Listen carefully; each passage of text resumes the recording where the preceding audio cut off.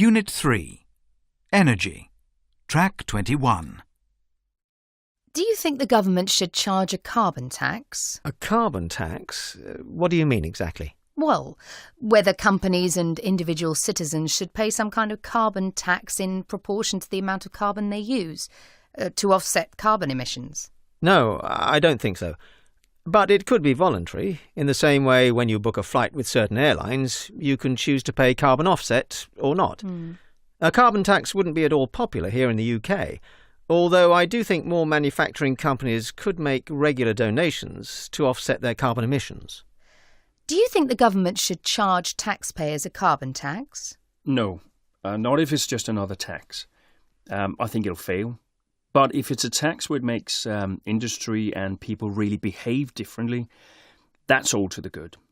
Even so, I think it should come with some kind of tax deduction or tax relief elsewhere, especially for new businesses, so that they don't end up paying higher taxes. How do you think developing countries should reduce their carbon emissions? Firstly, I think the richer countries should stop making these demands on developing countries. People in developing countries have just the same rights to basic energy as we have. Many people in the developing world still don't have access to piped gas and electricity. They cook over wood fires, they don't have tractors to farm the land, and they walk or cycle to work. Secondly, richer countries should help developing countries obtain their basic energy needs at the lowest possible price and in the greenest possible way. Yes, China and India need to adopt national targets for reducing carbon emissions. I understand China has already moved in this direction, and India is also considering such a move. So all countries should have international targets for reducing carbon emissions, not just developing ones. Would you live in the same area as a wind farm?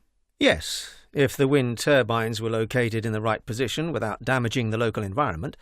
Although I'd also have solar panels on my house.